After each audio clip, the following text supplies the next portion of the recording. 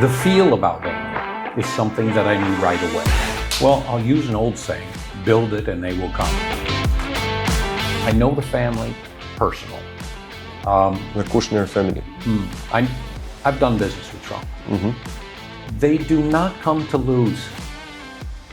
This man, this company, this partnership said it before we were ready. Dear followers of Business Magazine Albania, today I'm joined here by Mr. Brandan Mativi, an American entrepreneur who is bringing for the first time in Albania Forbes Global Properties. He is not just an expat investor, but he is, let's say, an American spirit that has come to Albania and has called Albania home for 8 years. Welcome, Mr. Mativi. Thank you very much for having me. You've been living and working in Albania for the last 8 years. First, what convinced you to come here and to build something out of it? Well, Albania for me was not the purpose of Europe. I was in Europe already. And one of my friends had contacted me that came to Albania and said, Brandan, you need to come and look at this market. I believe something's going on. I have past experience of emerging markets in Europe, so I flew to Albania. The feel of Albania is something that I knew right away. It felt to me as a country that had turned a corner, possibly just at the bottom, but had turned a corner and had hope, I guess is how you would say it in the people. It had an air of mystic about it, about coming out and wanting to be in the global atmosphere. Myself, as an investor in real estate, I could see, of course, the value. So when you have properties that, in my understanding, are very undervalued, like Albania was 8 years ago, all I could see at the time was potential for investment, potential for return, long end, maybe 10 years.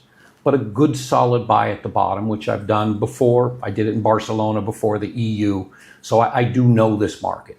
As I stayed, I got to meet a few people in Albania, one of them being my partner in what is now Capital Point, Forbes Global Properties. And the amount of, I guess, dedication to real estate that she had intrigued me as to where Albania was going. I made some calls in the United States to my contacts and my European contacts, and all of them had the same understanding of Albania, that it had been locked for a long time and it was unlocked and its potential for growth was massive. And this is what kept me here. You have had a lot of experience in real estate. And 8 years ago, you said that it was an untapped market. It was, you had an idea about the country, but you, let's say, you just thought it was like that. But when you touched it, you find that there's a lot of opportunities.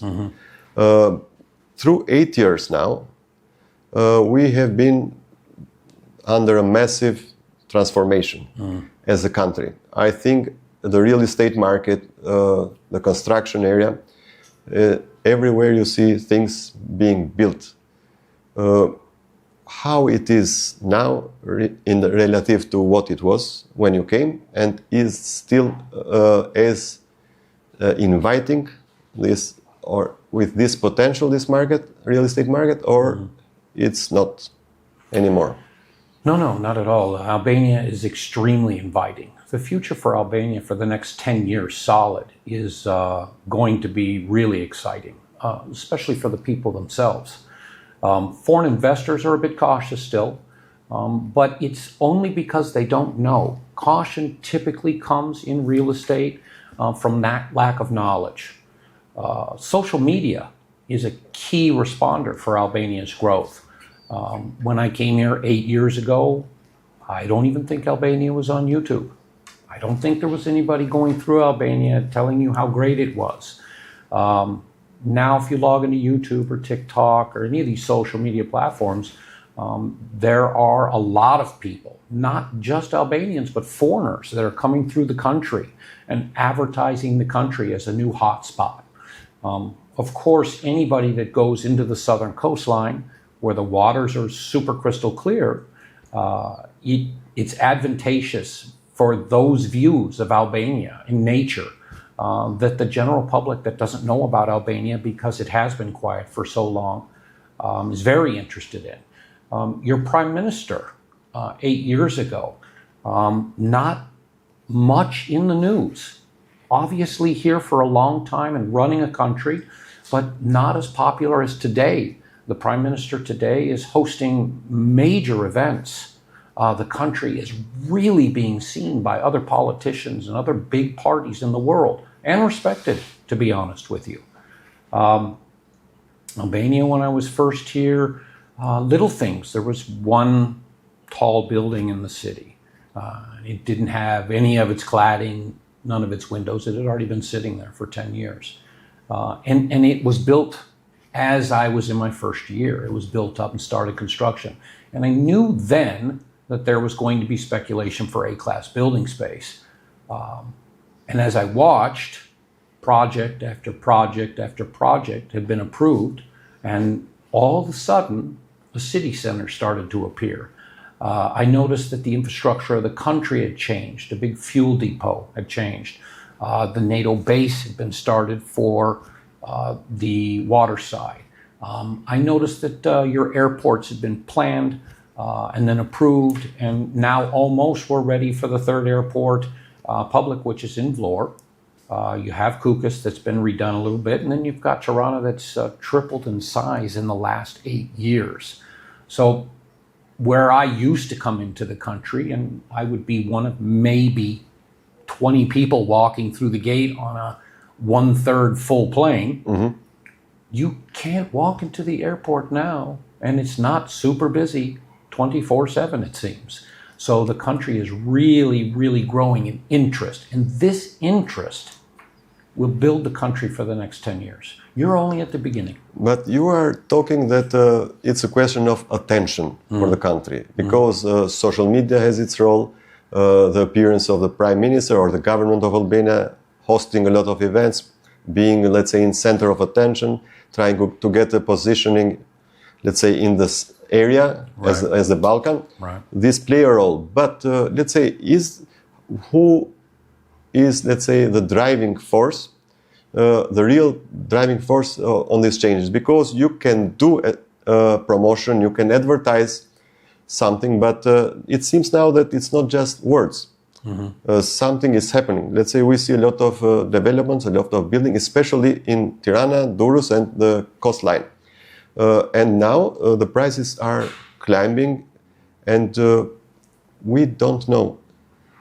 Is it good or is it bad? And the population of Albania is just 2,400,000 people. Right. So all these buildings with these prices, what are we expecting for? Right. Well, I'll use an old saying, build it and they will come. And I want the people to understand that in order for you to be a success story, there has to be something to come to. So although the primary building that's happening right now seems, even to some people, excessive, you need these steps. These are the very beginning steps of attracting growth. You have to have new products to offer to bring your country alive.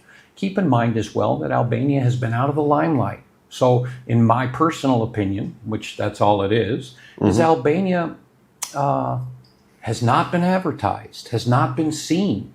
And when you talk about Europe, because Albania is Europe, this is like the very last spot that is getting media. Finally, Albania is coming to light. So I don't see it as any kind of a miracle or some kind of craziness. I just see that Albania is finally coming to light. And any of the Balkan states that have come to light have done very well. Croatia is hitting Forbes top lists right now. 20 years ago, Croatia wasn't hitting anybody's top list. None of the Balkan coastline was, except for all talk about the old wars and stuff like that. As a matter of fact, there's a specific opinion about that still. And I believe what we're doing as pioneers, as visionaries, as foreigners coming into the countries, we bring a specific vision that we've learned from our lessons, and we bring those lessons into countries, and to find Albania in its very opening window for investors, as soon as they're a little bit more information, guys like us that stand forward and say, no, you are safe here. This is good. The ROIs are correct. You'll see that this country will really, really grow in sales. International sales, not necessarily Albanian sales. I think Albanians will be the transfer of wealth through land to development, which helps the country as well. But I think the foreign investors have been looking at Albania. I'll give you an understanding that even in my circle, Albania, in the conversation of business people at the top end of banking, even 5 years ago was not there. Mm-hmm. Yet you can't get around a conversation today without Albania not coming in it if it's mentioned. It's just there now. And this is what's going to drive Albania to the future. I know it looks a bit speculative now as far as the amount of building, but you have to start somewhere. And I think Albania is in its very beginning stages of really big growth. The point is, we have a different perspectives as locals and as foreigners. So this is an interesting clash of perspectives. Because from our side, we see a small population, a lot of investment in real estate, in construction sites, skyscrapers, premium apartments. So, but we do not see upcoming return. You have said, you have mentioned Croatia, path, and other countries. Based on Croatia, let's say, should we expect as a country to enter the EU and then expect this development, the interest of the investors, and let's say the progress like Croatia did, or we can, let's say, an investor smells it now and he gets prepared for what's about to come? Interesting point. First of all, true investors are exactly what you just stated in the end. They smell something coming, they're in. So this is a true investor, a guy that buys at the bottom and comes out at the top, right? So that's how it works.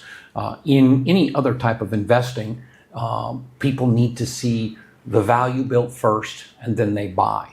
And then they buy, and then they chase what happens. This happens in every market, not just real estate, stocks, bonds, even crypto nowadays, right? But it's the real investor is the guy at the bottom, the guy that started the vision, the guy that said, okay, I see this as a new regulation. I've studied enough law to know that it is not a fallacy, that it's coming, and so therefore I'm going to put my money in. This is exactly what I'm working with now. In a lot of the investors offshore that are speaking to me, it's more about reporting. So I have had several huge companies that I have reported to for 2 years now on all infrastructure changes. It doesn't mean that we're going to bring the money in tomorrow. It just means that we're reporting and that we're putting a system of checks in place so that people can see that it was here this year, here this year, here this year, and they want to see the track record of growth. That's what brings the investor in a specific time. I would say that 2026 is going to be a fantastic year for Albania based on my last 2-3 years of reporting. Let's go more in depth. You are bringing a luxury brand in Albania like Forbes Global Properties. How do you define value for high net worth clients in Albania versus, let's say, Western Europe or US? Why in Albania? Right. Again, high net worth investors in the very beginning like to see value in ROI, right? So right now, based on Albania's last 3 years, the ROI is a proven track record. So first of all, I can build off that. As far as the investor from offshore competing the market against Albania, Albania is not yet a competitor. I wouldn't say that. I would say we still have to be cautious of Albania. Albania is just now showing its face to the general public. It will be under the next 12 to 24 months that Albania and its perspectives comes out into the global market and people feel whether they're safe enough to come. And I mean literally safe enough to come. I know it sounds ridiculous, but we just had an executive from Forbes fly in to Albania. And this executive, before he left, and this is from a big country, and the executive, his friends were like, "You're going to Albania, be careful." Be careful of what? But be careful. The electricity doesn't stay on 24/7 there. Like, these are still things that we're fighting about the perception of Albania. And it's because the window's been closed for so long. It's not that people think bad things, it's that they don't know what to think. It's up to people like ourselves, myself, you, these teams, to bring Albania to light and to put them on the map. The reason for Forbes Global Properties is I could have invested in, I could have waited 2 years, to be honest, right? But why? I want to come in to Albania. I want to put Albania on the map. I want to be responsible for the knowledge of Albania. I want people to look back 5 years from now and say Capital Point, Forbes Global Property was the first one that told us about awesome real estate in Albania. This is a reputation that's built. It takes time. It doesn't happen overnight. So if I didn't bring it early, before we were ready for property, it looks like we're just here to make money. And I'm a proponent of Albania. I mean, my end goal is to be a real strong business ambassador for this country. I really believe in this country. I believe in its growth. And I have to personally take the risk to bring it globally. And I'm telling you right now, when you type in to Forbes.com and hit Forbes Global Property and type in Albania, I have put Albania on the map for Forbes clients. This is extremely important. I don't have properties on there right now. I do have properties I could put on there, but I'm not ready. I want Forbes to take its time. I want Albania to show people step by step what we're building. I don't want it to look like a rush, a sale, and we're out. It's not what I want. I'm planning on retiring in Albania. This is something that you build legacy with. And this legacy pattern of thought, which I have, is something that's extremely important. I often say myself, in the words of most people, you have to see it to believe it, is the statement in humanity, right? No, you have to believe it to see it. And I'm a proponent of that. And Albania is a country, you have to believe it to see it. And I believe in this. I love your optimism. That's why when we first talked, I said, yes, it's interesting to understand how you are looking at things. Because when you said safe enough to come, we as locals are always like embarrassed a little bit, but not enough safety. The roads are too crowded. Every time the country is underdeveloping, so it's not ready yet, it seems to us. So we always think this country that has some problems that to us look like a lot of problems. How can someone come and invest when you don't have, let's say, 24 hours electricity, sometimes 24 hours water? We are a lot trying to find problems. Meanwhile, you as an investor is trying to find optimism and convince us solution to bring forward the best. Let's say, is Albania ready or we're still getting ready? It's a great question. Albania is getting ready. Albania is ready for a sale. So if I wanted to make a large property sale right now for Forbes under their pretty strict requirements, I could. Is Albania ready? Yes. But is Albania ready like a market that could list 10, 15, 20 properties? No, it's not. So again, this perspective is the beginning of a legacy. It's one step at a time. Is Albania ready as a question? I think the country's ready. I think that your regulations are strong enough. I believe your banking is strong enough. And I do know that you are working feverishly on Hypotheca to digitize it, which will give property certificates a proper place in the system.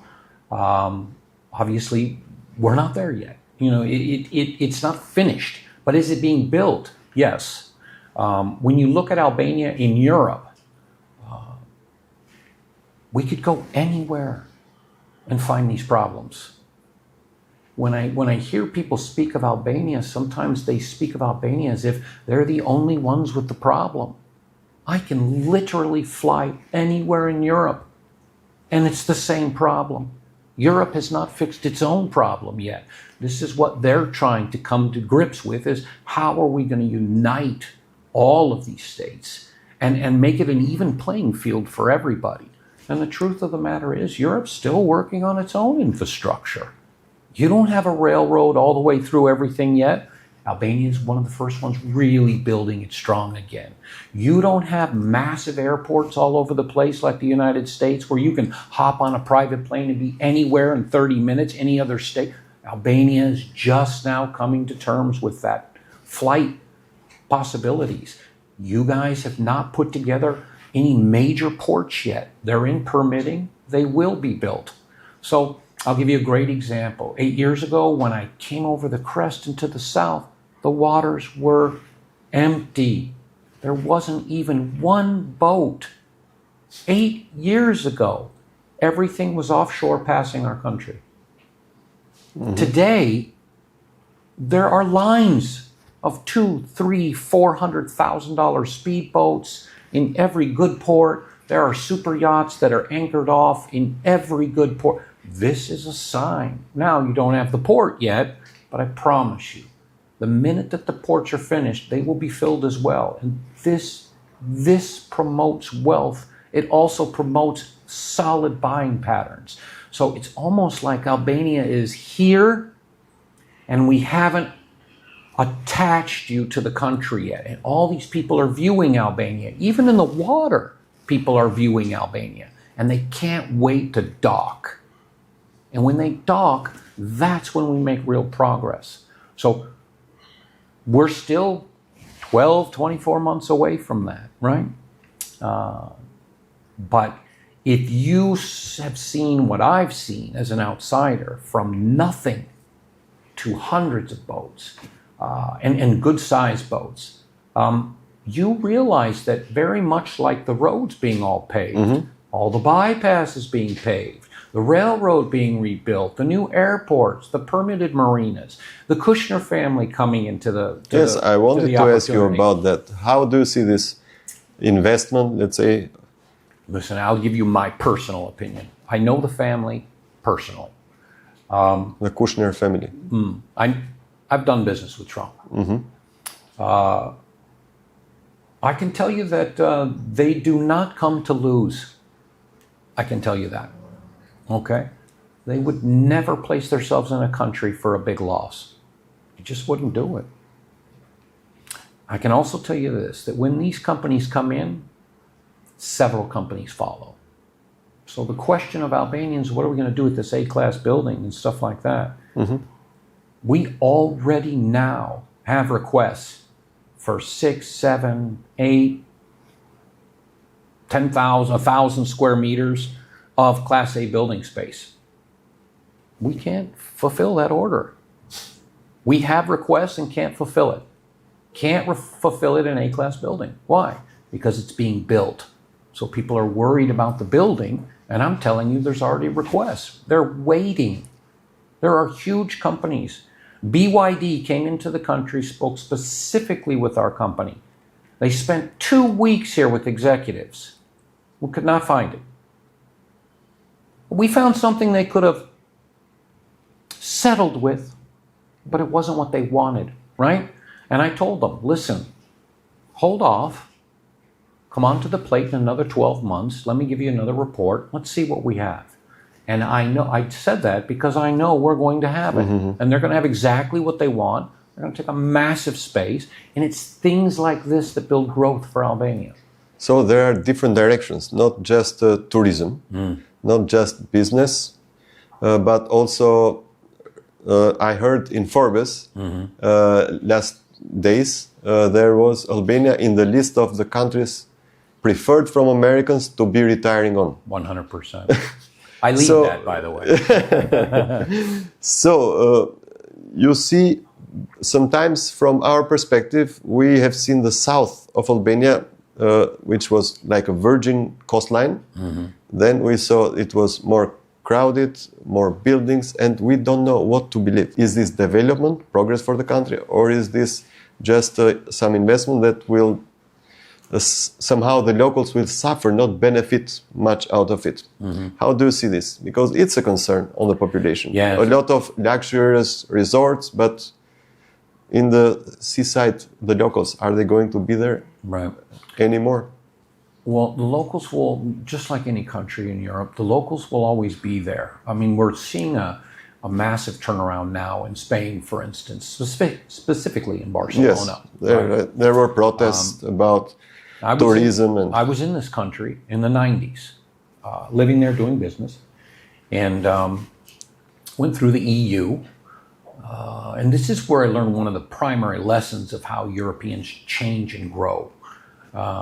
And now, obviously, a small country, not small as in landmass, but in a population in a small city of only 5 million people, Barcelona, it wasn't even on the map. I mean, it wasn't spoken in national news in the 90s. Nobody spoke of Barcelona. It's just now that everybody knows it, 20, 30 years later. But Barcelona wasn't in the news. And as a matter of fact, when I first went there, it looked very similar to Tirana. Very similar.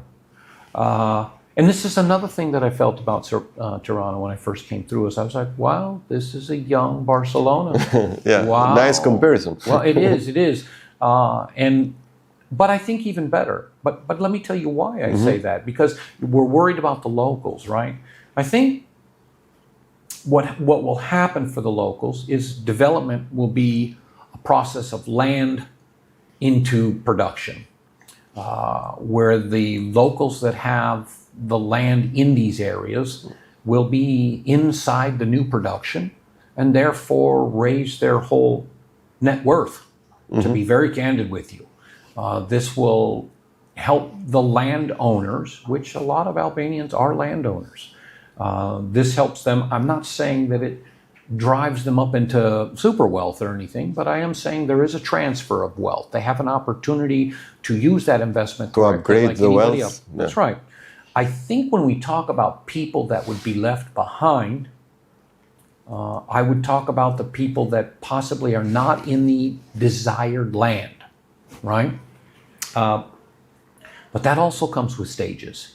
So, of course, this part of the land is bought first, and this part of the land is bought second, and it's how any country grows, right? There are a lot of really incredible historic villages in this country that are not in any type of media. You just don't know about them. I can tell you that I have traveled with Albanians, and Albanians didn't know they were there. For real. Didn't understand the value of them. When I see a small village now, I don't see anything but value. I see intrinsic value of something so historic that this creates the value of the town, and that there will be better roads sooner or later to these, and there will be tourism for these small towns bringing money in. But these towns have to believe in that system. They have to be prepared for that system. Very similar to Barcelona, they really, really took in the tourists that came in. And in the beginning, they thought, wow, this is fantastic. We have all these things that nobody's looking at, and all of a sudden a bus will go anywhere, even to the winery or the gin factory or way out in the fields. And tourism is fantastic. And if you would have spoke to somebody in Barcelona about tourism in 2010, they would have had anything but great things to say to you because their families had been raised up and they'd made specific new wealth markers for their family. Yeah. Okay? And then it gets overrun. Yeah. What happened next? Yeah, then it gets overrun. So I would caution Albania to make sure that it holds its growth rate in a specific pattern. I wouldn't be cautious about overbuilding because Albania is nowhere near there. It's in Europe. It's the one that's so far behind in buildings. It's crazy. Square meters of buildings to live in and to use for commercial use. And industry will come back to Albania, and you'll need all that property as well. So there's a lot to come. But in general, people need to understand that they have to embrace what's coming in. They have to believe it. They have to embrace it. But they have to be very careful of not overselling themselves and not becoming greedy and then complaining about what happens to them in 20 years. Because it doesn't turn around that fast. But what you'll find is the next generation will be left with the decisions we made.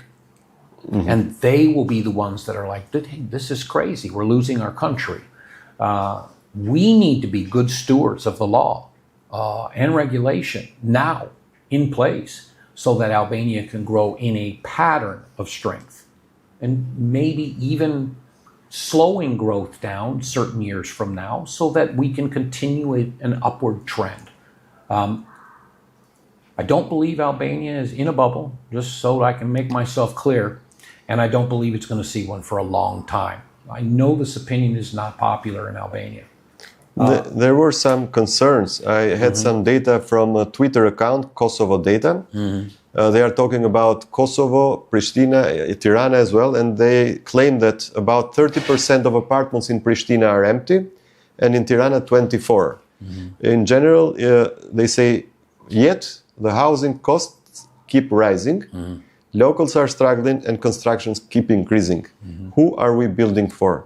And this takes a lot of comments in Twitter, you know. Well, to be honest with you, you're building you're not just building for tourists, you're building for yourselves.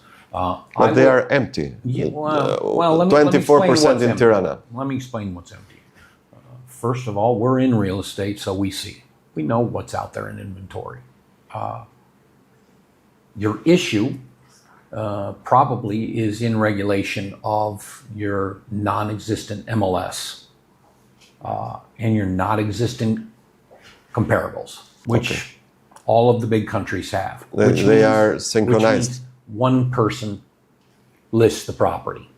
Anybody can sell it, but one person lists it. Okay? And what this does is open the field to where you don't have an apartment or an apartment owner that is taking 50 calls from 50 different people about selling his apartment because he has just pushed it out there onto the street. And this confuses the market. So these places become empty like this. But I will also state this. If I were to take pictures of your coffee bars 8 years ago, you wouldn't go to those coffee bars today. Why? Because the new coffee bars are here and they're absolutely beautiful. So the general public moves from the old, unair-conditioned, not rehabbed coffee bar and moves to the new one right next door because it's beautiful. And the same thing is happening to apartments. And I would let you know that... Renovation. Right. Renovation is extremely important for people. And I don't mean gutting it and putting hundreds of thousands of dollars in there. Just an update of appliances maybe, paint, curtains, something to update the property so that it doesn't look like it came back from this time. Because when somebody has a choice, they're going to choose the nicer looking one, even if it costs them more. And Albanians have done this themselves. And a question about to go for a new city and to keep the old culture, traditional, the look. Can we keep them both?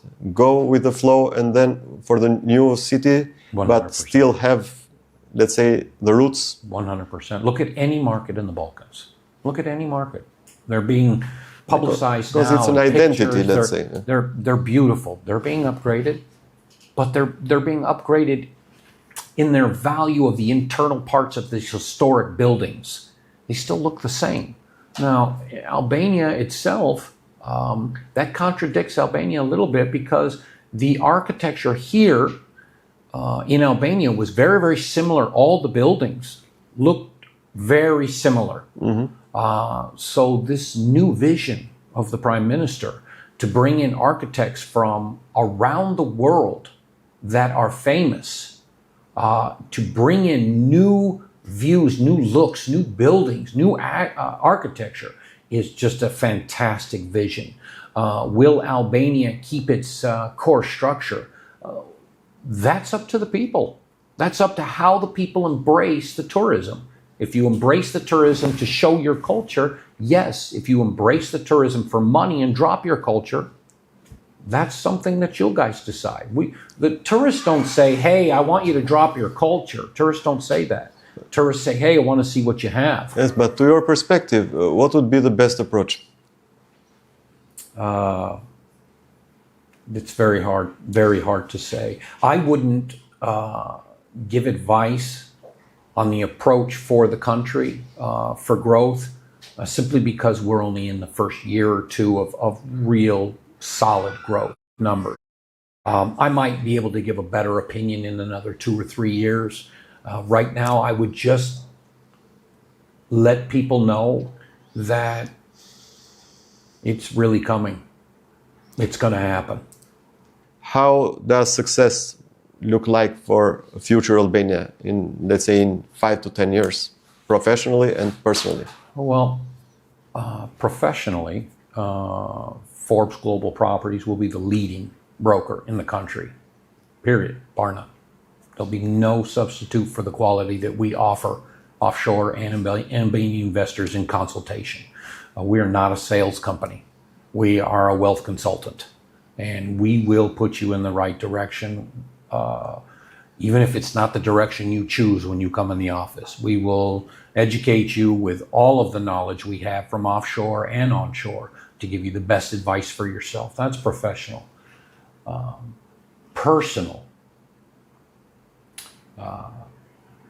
I think personally, a good goal would be to be viewed as a visionary in these days, and as a fantastic ambassador, lengthy ambassador for legacy, understanding of Albania in the future. And I would like people to say that this man, this company, this partnership said it before we were ready, followed through and helped it get accomplished, and then sat at the top and regulated to make sure that it didn't go into the crazy zone. And I would like to be in all parts of that. So that's a personal goal. That's very nice of you. And we'll be here maybe next year, after this year, to be the witness or the testimonials of what has happened, and we'll be very glad to have achieved this kind of success for you and your company. Yeah. Thanks a lot for being here with us. You're very welcome. Thank you.